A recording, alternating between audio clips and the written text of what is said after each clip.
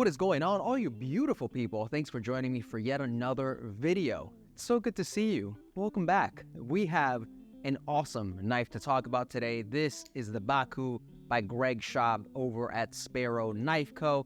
You guys probably know him as the designer of the Sparrow Strix. The guy makes incredible custom knives, but the Baku is not released yet. This is a prototype, and I'm very excited to check it out with you guys because this thing is just very sleek and sharp and, I don't know, sexy. Like, do you call knives sexy? Let me know down in the comments if you do. It feels kind of weird, but it just feels right for this one.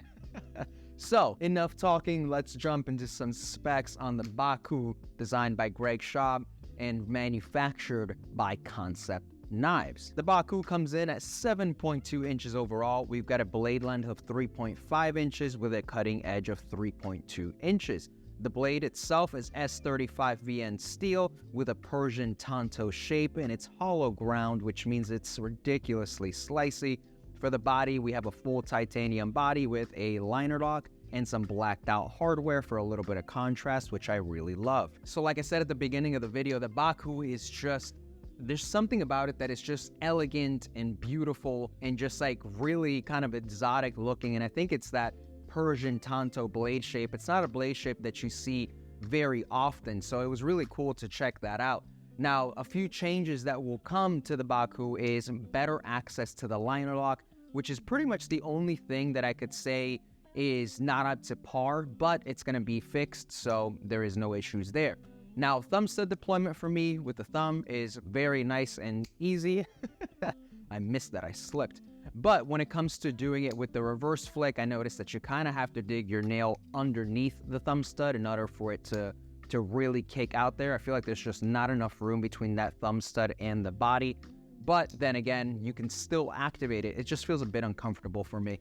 Flipper tab deployment is nice and smooth, which is awesome. The pocket clip is super easy to take in and out of the pocket. Ergonomically, it's spot on as well. I love that there's that kind of little bit of curvature that comes from the flipper tab, so you can choke up. You get that little bit of a ramp right on the blade there as well with a little bit of jimping. So if you were to do some hardcore tasks with this, which in my opinion, it's not that kind of knife, but if you were, you can do so comfortably, which is really freaking nice. You have a lanyard hole at the bottom, so if you wanted to put a lanyard bead on there, you totally can. Makes it a little bit of a different look. I personally wouldn't do it, but that's just me.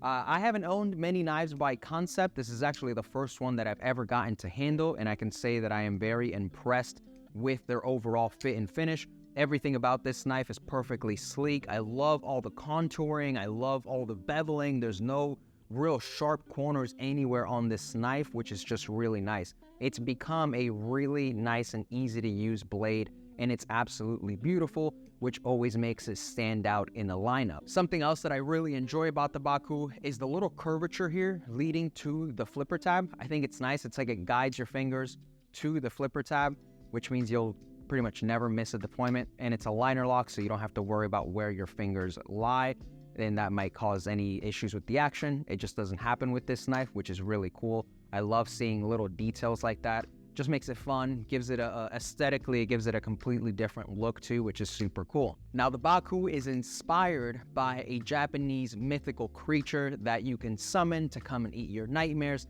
but the downside is if the Baku is still hungry and your nightmares weren't enough, then he would go ahead and eat you instead. So it's a very interesting mythology.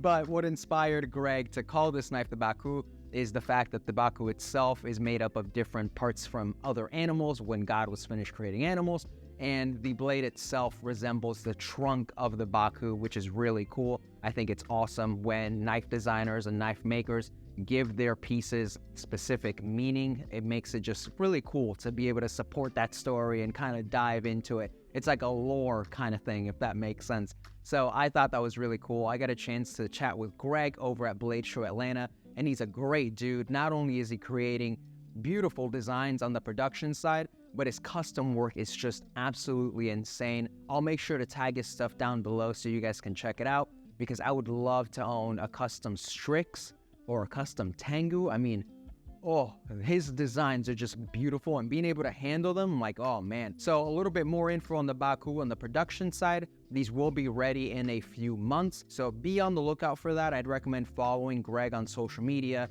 turning on notifications, just so that way when there is any more information on the Baku, you guys are informed and you can go ahead and sign up for it or purchase them at whatever retailer you may find. So that is it, guys. That is a quick little overview on the Baku by Greg Schaub, manufactured by Kansept Knives. Like I said earlier, if you guys want to get in on this drop when these knives become available, make sure to follow Greg over on social media, turn on your notifications so that way you know exactly when these drop. Probably follow Kansept Knives as well. I'm sure they'll do some information on that too.